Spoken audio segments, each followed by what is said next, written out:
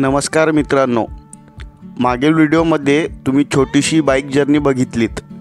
या व्हिडिओत आपण विस्तृतपणे कार्ला लेणी पाहणार आहोत। कार्ला लेणी व आई एकविरा देवीच्या दर्शनासाठी पायऱ्या चढून वरती यावे लागते। वाटेत अनेक दुकाने लागतात। वरती चढून आल्यानंतर लेणी पाहण्यासाठी प्रत्येकी 25 रुपयाचे तिकीट काढावे लागते। एकविरा आईच्या गर्भगृहात व्हिडिओग्राफी चालत नाही, त्या कारणास्तव मंदिराच्या आतील शूटिंग मी रेकॉर्ड केलेलं नाही। आई एकविरा ही कोळी लोकांची कुलदेवी आहे। माझे दर्शन झाल्यानंतर मी कार्ला लेणीकडे आलो।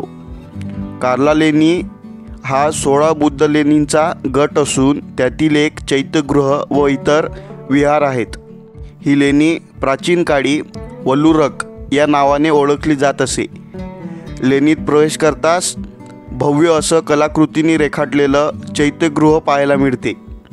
येथील चैत्यगृहाचे स्थापत्य शिल्पे खूप सुंदर आहेत। प्रत्येक शिल्प अत्यंत बारीकपणे कोरलेले पाहायला मिळते। कार्ले गुंफा ह्या बोर घाटात स्थित आहेत। बोर घाट सातवाहनकालीन प्राचीन व्यापारी मार्ग होता।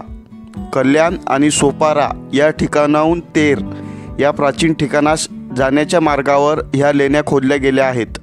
इसवी सन पूर्व 1 शतक ते इसवी सन 5 शतक या काळात ही लेणी खोदली गेली। भारत सरकारने या लेणीला दिनांक 26 मे 1909 रोजी महाराष्ट्रातील राष्ट्रीय संरक्षित स्मारक म्हणून घोषित केले।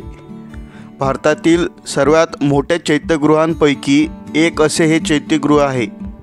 या ठिकाणी त्या काळात सामूहिक प्रार्थना किंवा ध्यान केलं जात असेल। लेणी अतिशय सुरेख व पाहण्याजोगी आहे। दोन्ही बाजूस उंच उंच खांब आहेत। खांबांवरती त्या काळातील ब्राह्मी लिपीत अनेक गोष्टी नमूद केलेल्या आहेत।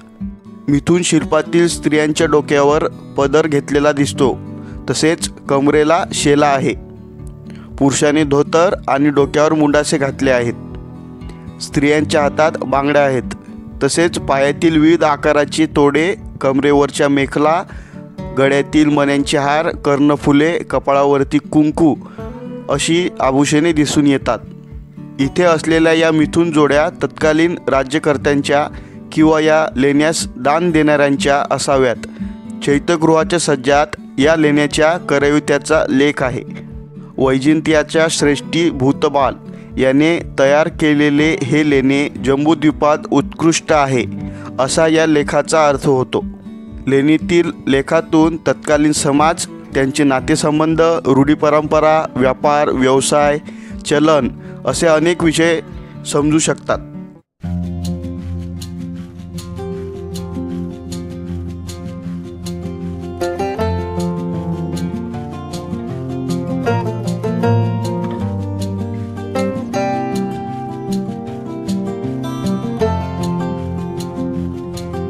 धेनू काकट म्हणजे आजचे डहाणू, सोपारक म्हणजे आजचे सोपारा, करिजक कार्ल्याच्या उत्तरेला असलेले करंजगाव, प्रभास म्हणजे आजच्या काठेवाड भागातील प्रभास तीर्थ, वैजयंती म्हणजे आजचे कर्नाटकामधील उत्तर कन्नड जिल्ह्यातील बनवासी अशा अनेक गावांचे उल्लेख या लेखातून दिसून येतात।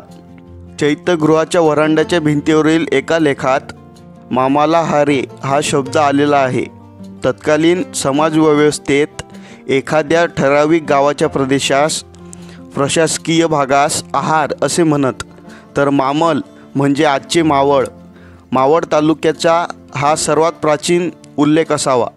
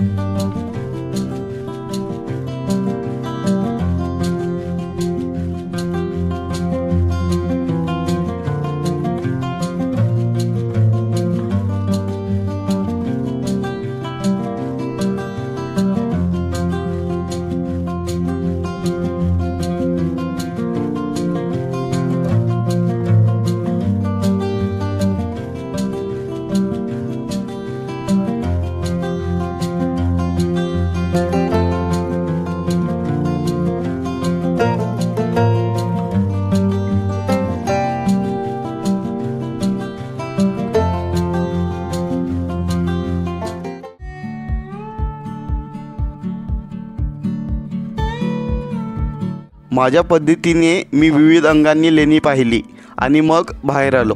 पुढील व्हिडिओमध्ये आपण चौराई देवी मंदिर पाहणार आहोत. तर लवकरच भेटूया पुढील भागात.